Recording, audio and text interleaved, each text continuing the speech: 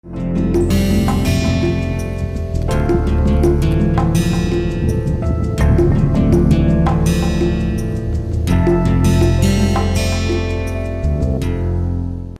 in this lecture I will be talking about surface and volume integrals, okay, and this is another way of doing a vector integration, which is slightly different from the line integrals that we saw earlier, and I will just be mentioning these and just mentioning a couple of theorems. Okay, I will not be spending too much time on these, okay, but I just wanted to mention them for completeness. Okay. So, what is a surface integral? Surface integral is actually very similar to a line integral, only thing is you are integrating, instead of integrating over a line, you are integrating over a surface. Okay. So, now in this case a surface is a two dimensional object. So, it will be a two dimensional integral, and so instead of just having a dx or a dy, you will have an integral over something like dx dy. Okay. So, what are the different surface integrals that you can have? So, you can define them in different ways. I will use the most common way in which we will be talking about surface integrals. Suppose you have a vector field v of x y z. Okay. So, it has three different components. Okay. Okay. Then you can define your surface integral as integral v of x y z. Oh, sorry, not x y z. I just want to take, okay, yeah, we can take x y z, okay, and you dot it into d sigma. Okay. So, d sigma, and you integrate over some surface S. Okay. So, this is the surface element. Okay. It is a vector. So, it is something like this. So, just this is a, like, it will be a small region, okay, of the surface, and it is a vector, it points. So, it points along the normal,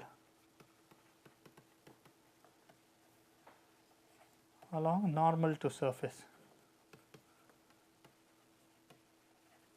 Okay. So, in other words, I can write d sigma as ds, okay, S is an area element times n hat. N hat is a normal vector. So, this is an area element,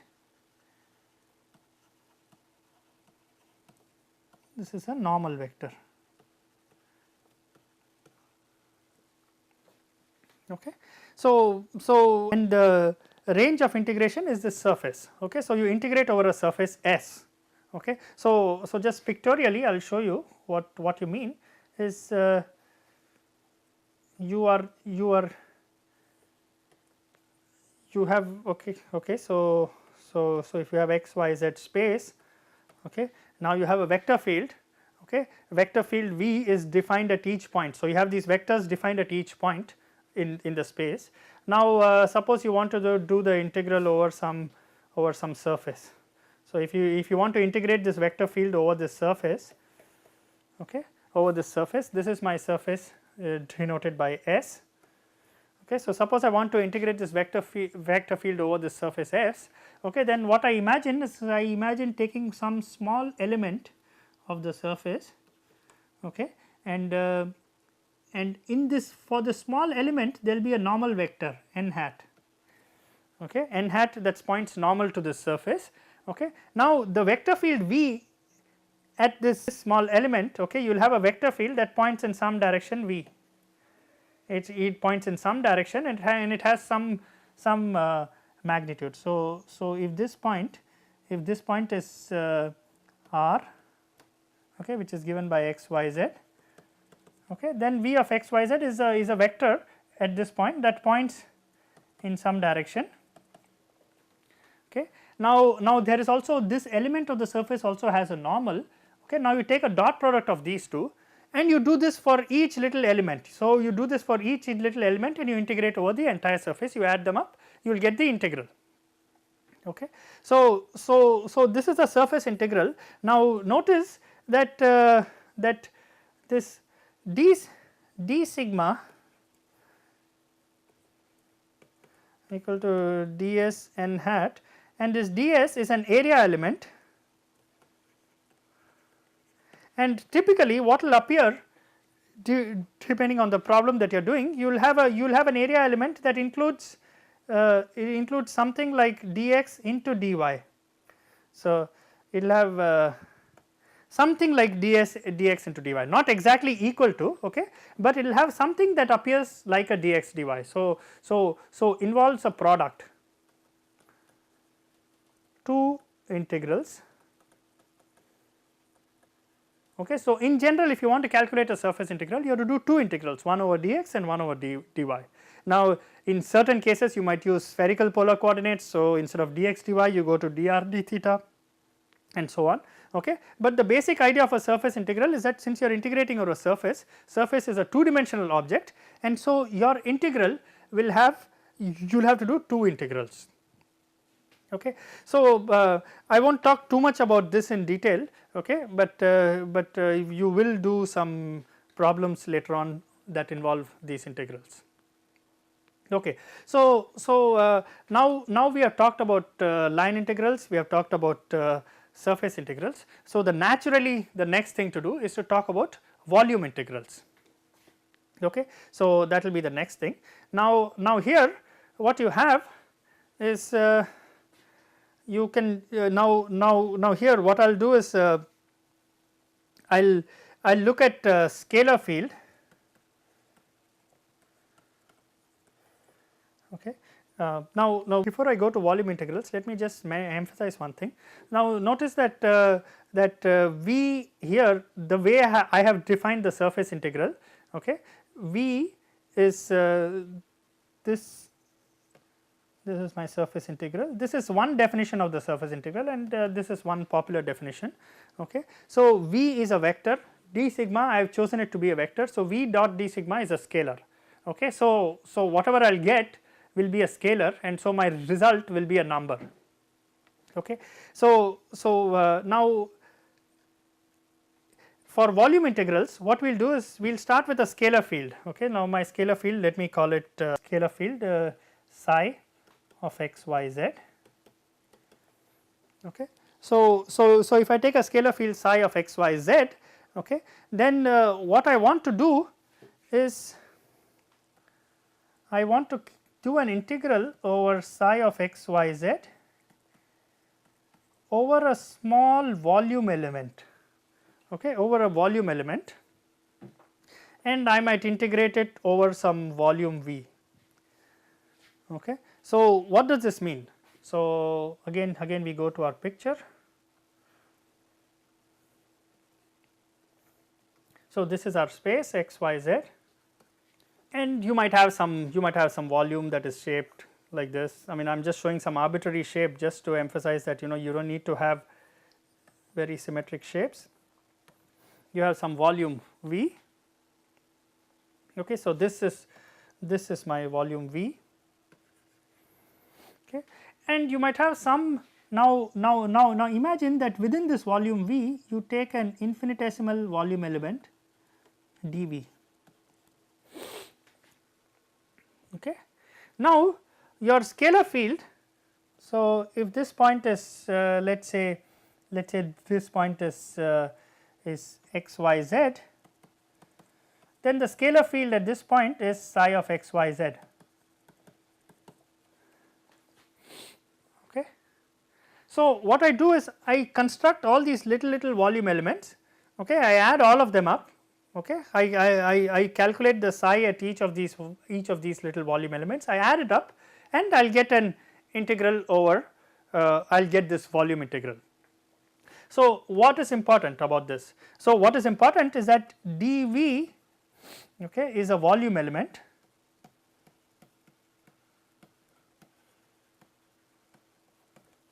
Okay, it is a volume element, that means you are integrating over an entire volume. Okay, now a volume element typically has, it is a 3-dimensional object, so it has something like dx, dy, dz. So, you have to do 3 integrals. So, 3 integrals have to be done.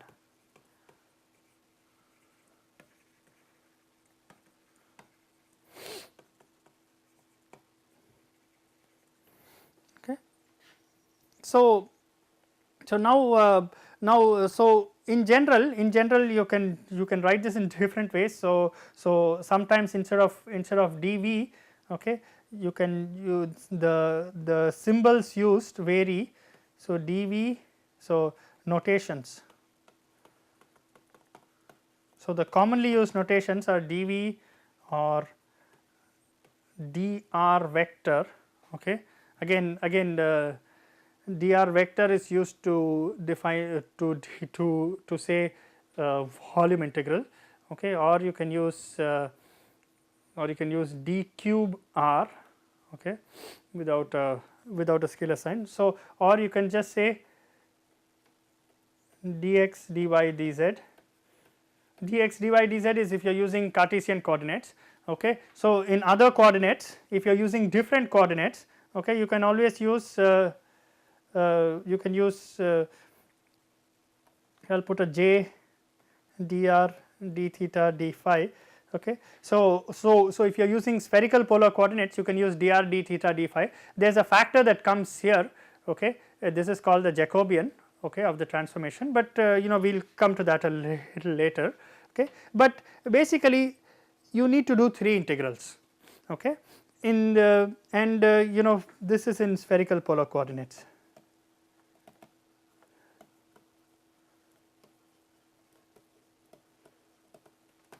Okay. And in particular for spherical polar coordinates, j is basically r square sin theta dr d theta d phi. Okay.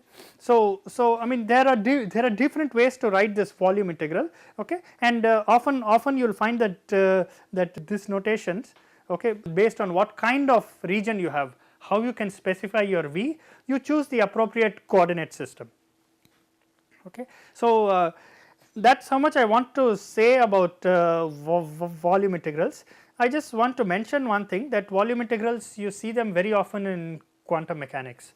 Okay. Now, suppose you have a particle in 3 dimensions, like let us say a hydrogen atom, okay, a particle in 3D.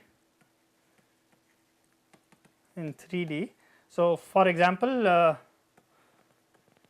electron in hydrogen atom. Okay. So, now this electron is defined by a wave function psi, which is a function of r, okay, which most conveniently is written as a function of as a radial part that depends only on r on the r, and a angular part that depends on theta and phi. Okay. So, this angular part is denoted by y, and that is called the spherical harmonic, and the radial part depends only on r. Okay. So, r theta phi is the coordinate system that you are using.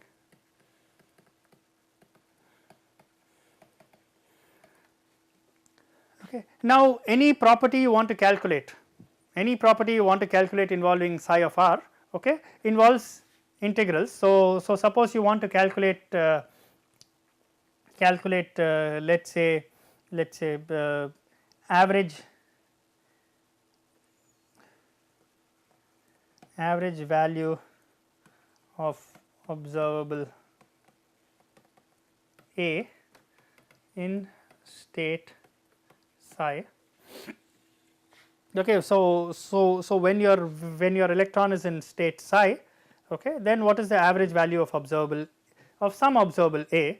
Okay. Then what you do is you denote it as average value of A, expectation value of A, and to do this what you do is you calculate an integral, okay, and that integral that you calculate is psi star, okay, of r, and then you have A, an operator operating on psi of r, and then what you have is d cube r or dr or dv. Okay. So, this is a volume integral.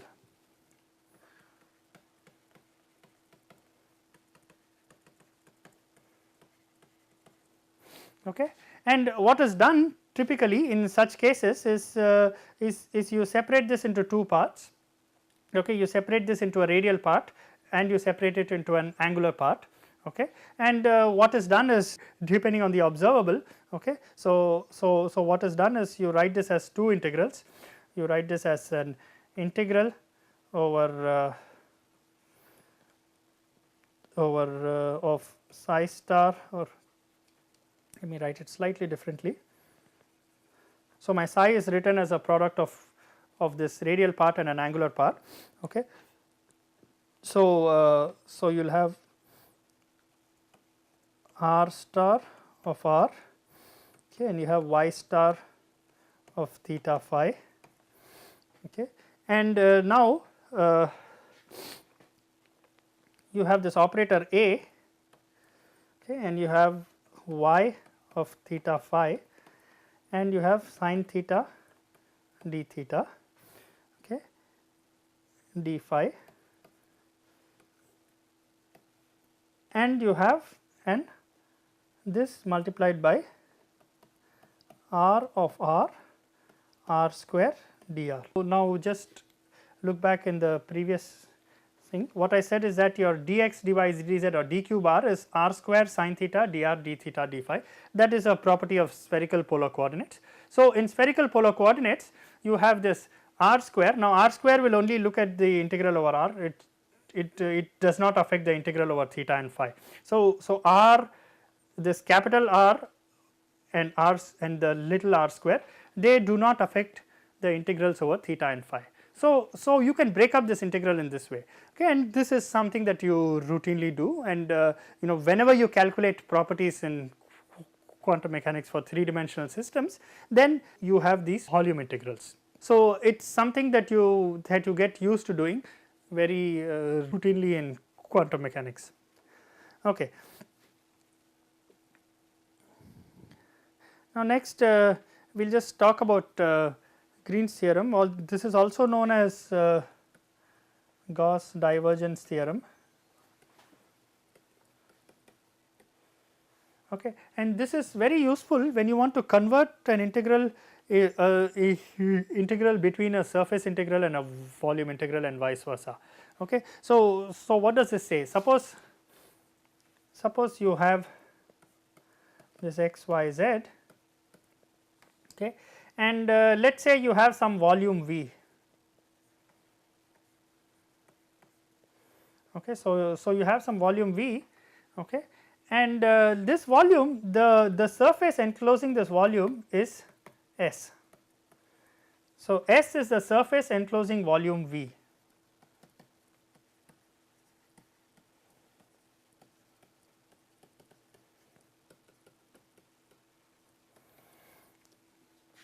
Okay. So, S is a surface enclosing volume V, okay. Then you have a nice theorem, okay, which basically says that if you have an integral over a surface of a vector field dotted into d sigma, which is the usual surface integral, okay, you can write this as an integral over a volume, okay. So, here you are doing an integral over 2 dimensions, okay. So, now you are making it a 3D integral, okay, and what you have is instead of V, you have a divergence of V and d cube r, okay. So, this allows you to go from volume integral to surface integral, okay. This again is extremely useful. I mean, volume integral involves all these points in the interior, surface integrals involves only a points on the surface. Now, in some cases it is very easy to calculate it is much easier to calculate surface integrals than volume integrals. So, you will use it in the reverse way. So, if you have a complicated volume integral, then you will calculate then you will convert it to a surface integral. In other cases, the surface integral might be difficult to do, and it might be easier to write the volume integral. So, based on your problem, okay, you can go from surface integral to volume integral and vice versa. This is known as Gauss divergence theorem. Okay. Now, obviously you might ask, okay, is there a way to go from surface integral to line integral, okay, and the answer is yes, you can go from a surface integral to a line integral, okay. So, that is what is called as Stokes theorem, helps you to go from a surface integral to a line integral, okay. So, in this case you can write, suppose you had a vector field V,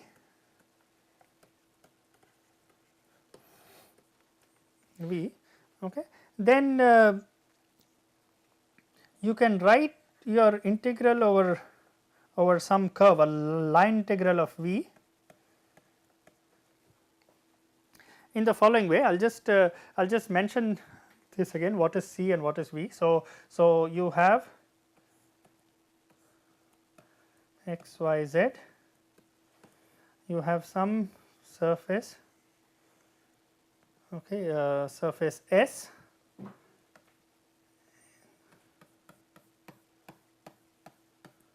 this is S is the surface, and I will just mark this contour or this curve that is enclosing surface C. So, C is a contour that encloses the surface S. So, C is a contour that encloses a surface S. Okay. So and notice that it's a closed contour. Okay. So it's a closed contour. I'll just mark it with a closed loop here. Okay. So C is a closed contour that encloses a surface S.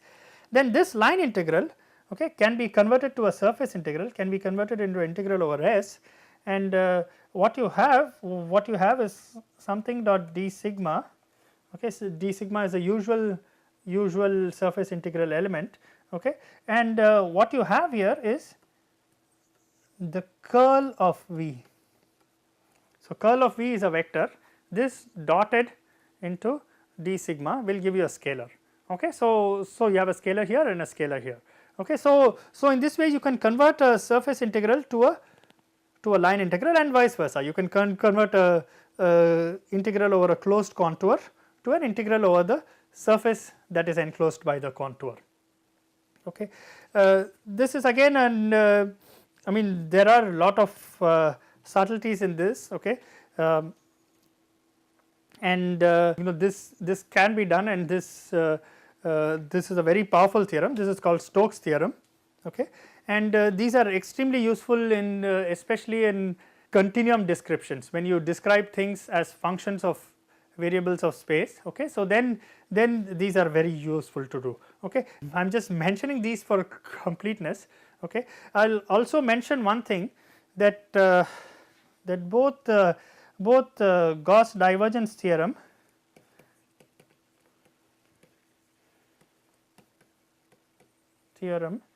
and Stokes theorem, okay. So both these are in some ways related to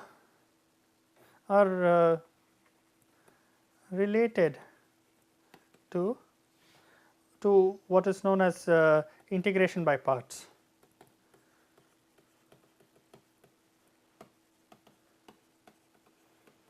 Okay. What I mean to say is that these are some sort of versions of integration by parts. Okay. So they are some way related to integration by parts. In fact, if you look at standard books and see how they prove Green's theorem and how they prove the Gauss divergence and Stokes theorem, they do use the method of what you have learnt about integration by parts. Notice that in an integration by parts, I mean you have one term that has a derivative and one term that does not have a derivative, and in the other case the derivative is shifted to something else, right. So these are exactly manifestations of that for vector integrations. Okay. So I will stop here with the discussion on vectors. In the next class we will start discussing about matrices.